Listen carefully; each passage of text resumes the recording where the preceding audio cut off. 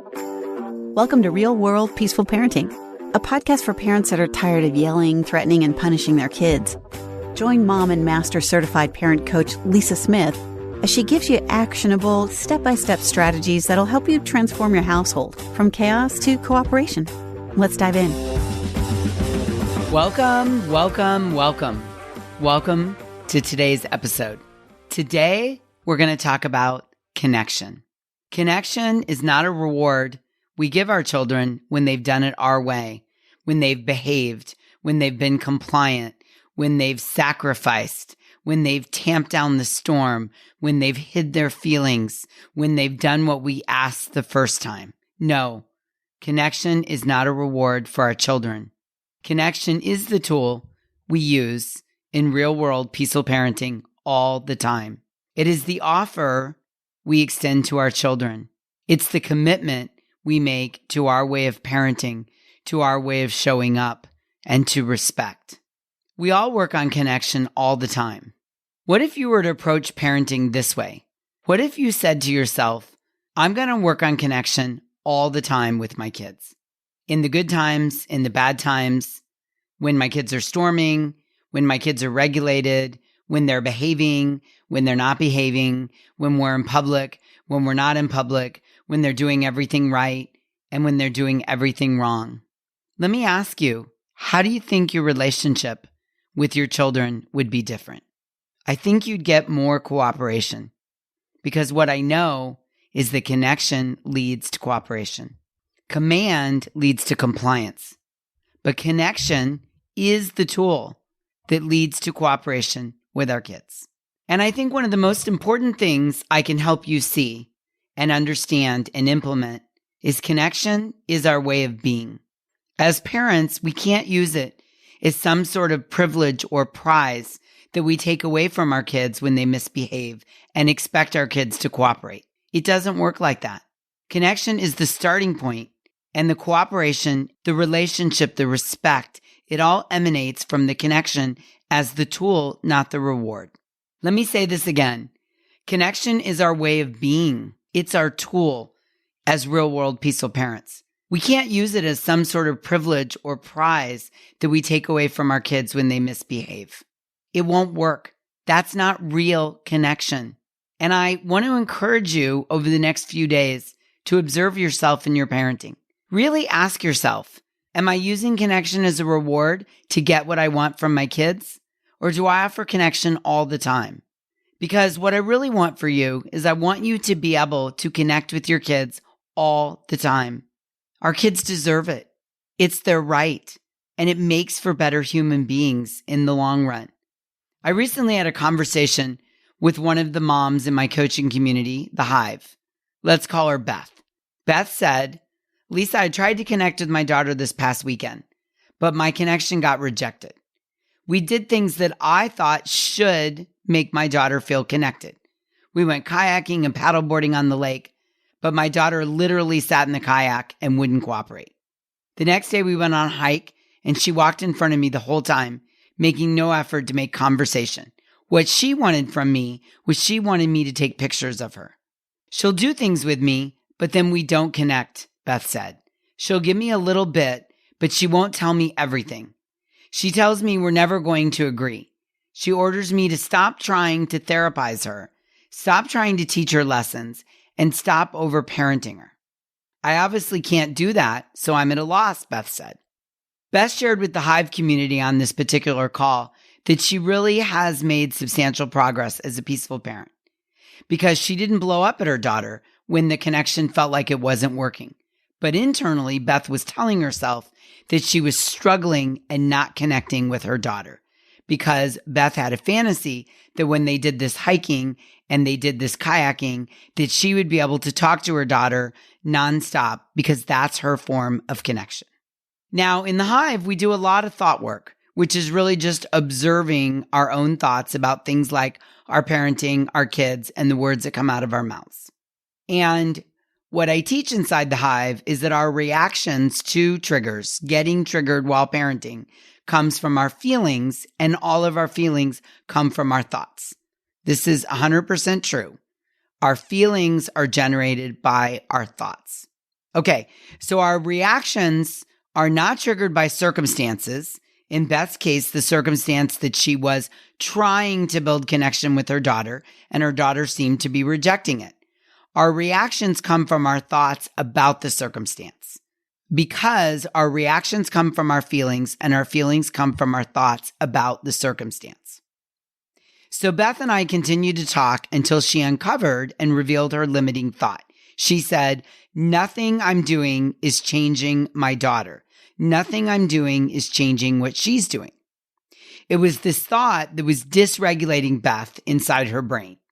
This thought that she is failing as a mom and that nothing she is doing in peaceful parenting and on thought work is building connection with her daughter.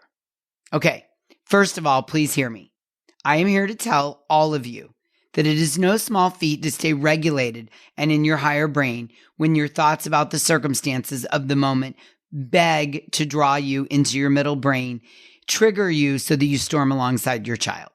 So Beth did a great job staying regulated while thinking nothing I'm doing is working. And I want to encourage all of you who are listening to understand how huge it is for you, for your children, and your relationship with them that you can stay regulated in the eye of the storm. This is huge for every one of you, including Beth. Everything emanates from connection, and all connection emanates from you staying regulated. If your child is dysregulated, storming, and you come alongside and storm alongside them, there's not going to be any connection for either of you. So let me say that again. So if you hear nothing else, you hear this in today's episode. Everything emanates from connection, and connection emanates from you, the parent, with the fully developed brain staying regulated. So that's job one. Job one, step one, is staying regulated when your child is storming.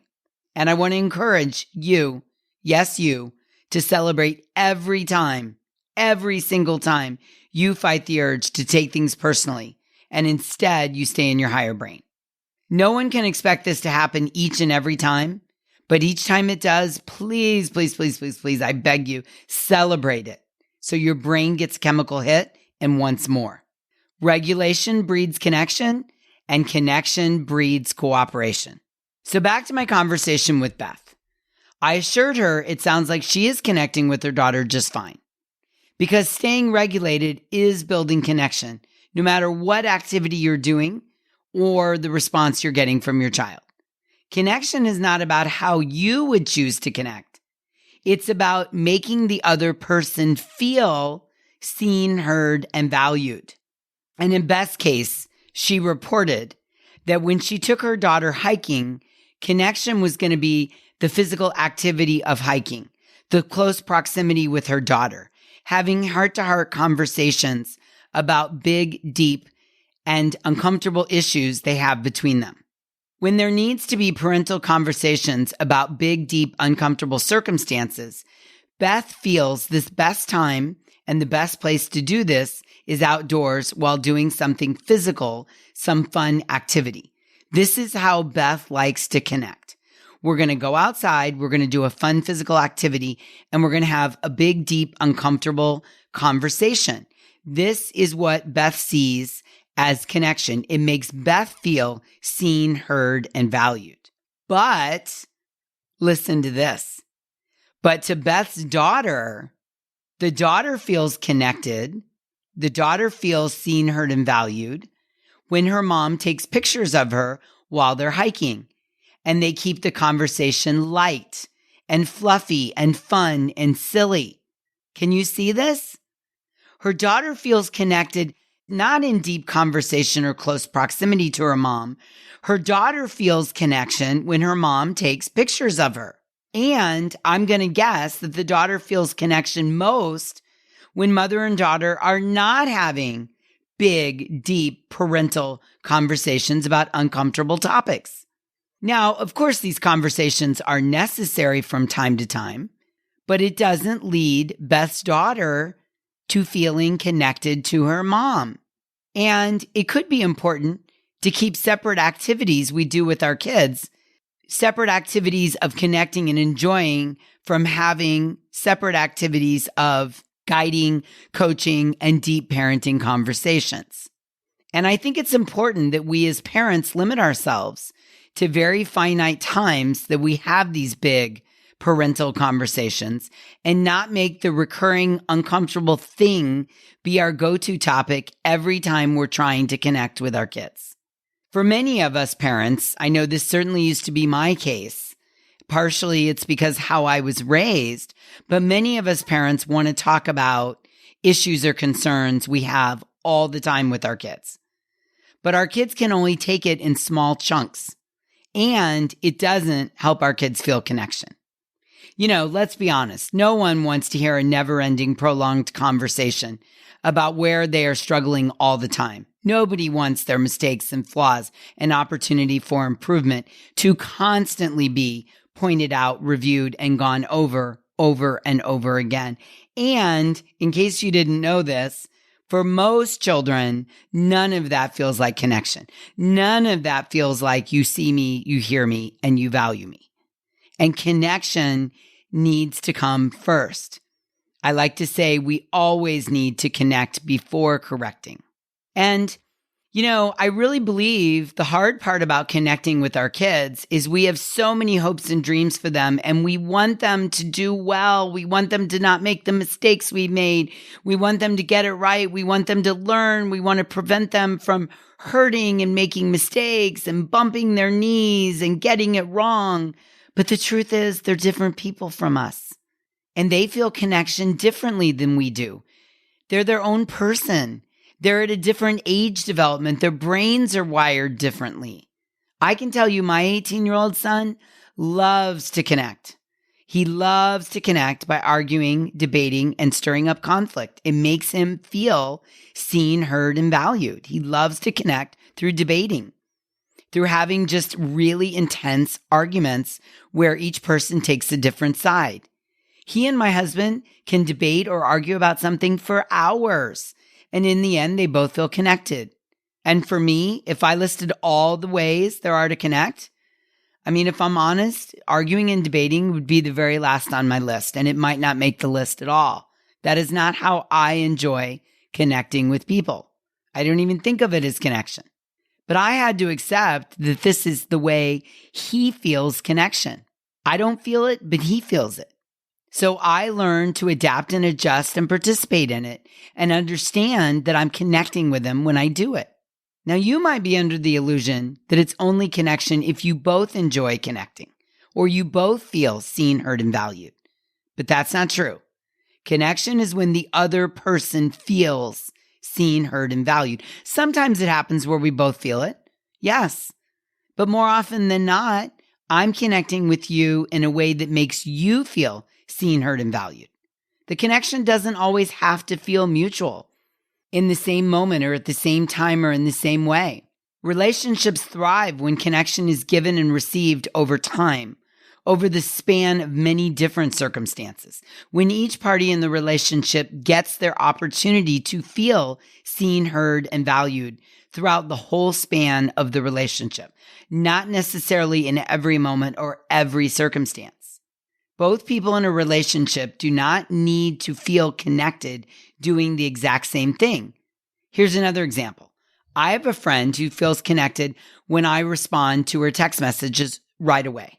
I don't feel connection that way. In fact, I don't like responding all the time to people's text messages. I'm not very good at it. But I recognize this is her connection language. So when she texts me, I answer right away. And in contrast, my way of feeling connected is when people I'm trying to get together with can commit and make definitive plans with me about when and where we're going to meet somewhere. So I feel disconnected from people when I ask them what time they want to meet or if they want to meet at all, and the response is maybe.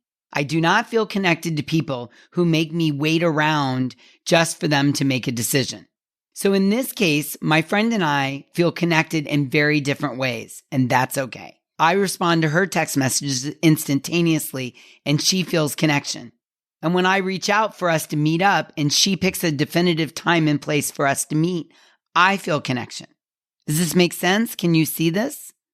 So Beth's daughter could very well be thinking that she feels complete connection to her mom when they go hiking and Beth takes pictures of her and they goof around and they act silly and they have shallow conversation. And Beth is thinking they're not connecting at all because she thinks connection is big, deep conversations. But if Beth's goal is to connect with her daughter, then Beth takes pictures and has silly conversation while they're goofing around during hiking and sets the deep conversation aside for a different time. I like to remember that our children are their own souls. They've come to earth to have their own experiences in life, and we are given a short time to guide them on their journey. But the truth is, it's their journey, and connection is the key to preparing them for the best way forward in that journey. Connection for a little kid might look like you, mom or dad, or parent or guardian or nanny or grandparent. You watch me struggle to put my shoes on, but you don't rush to help me, and you don't leave the room to go do something else.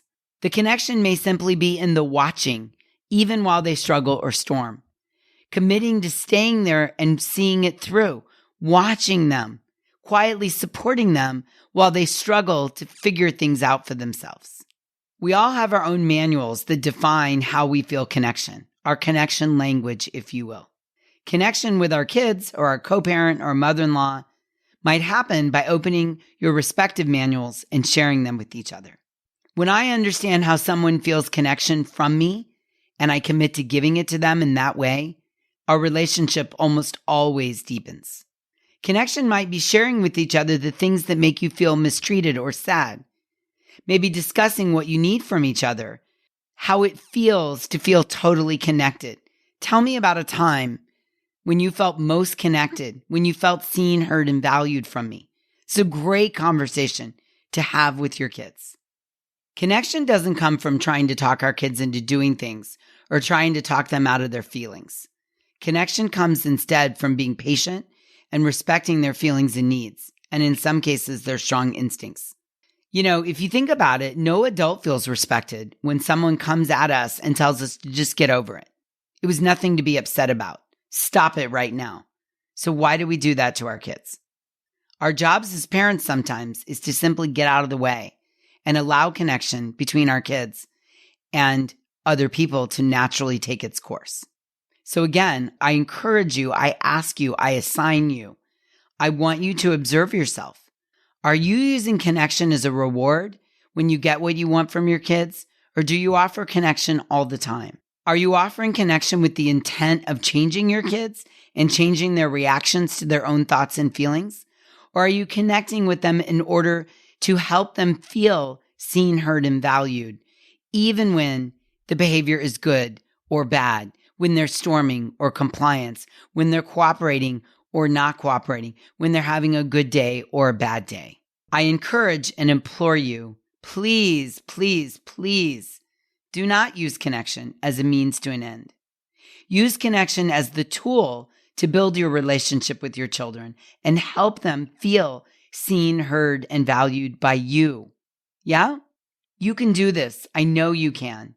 I know you've got this. I'm going to hold space and believe that you can evaluate this and make the necessary shifts. So you're using connection all the time with your kids so that no matter what's going on, they feel seen, heard, and valued. You can do this. I know you can. Okay. Until next time, I'm wishing you peaceful parenting. Thank you so much for listening today. I want to personally invite you to head over to thepeacefulparent.com/welcome and sign up for my free Peaceful Parenting mini course. You'll find everything you need to get started on the path to peaceful parenting just waiting for you over there at www.thepeacefulparent.com/welcome. Can't wait for you to get started. Thanks for listening to Real World Peaceful Parenting. If you want more info on how you can transform your parenting, visit thepeacefulparent.com. See you soon.